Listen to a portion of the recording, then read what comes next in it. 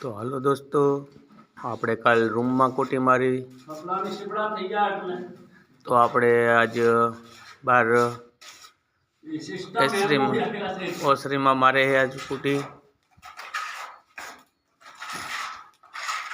જુઓ આટલી કુટી લાગી ગઈ છે।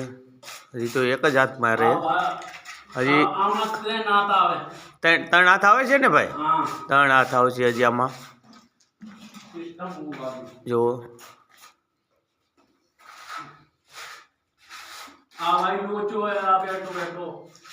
કયો ભાઈ બેઠો હે?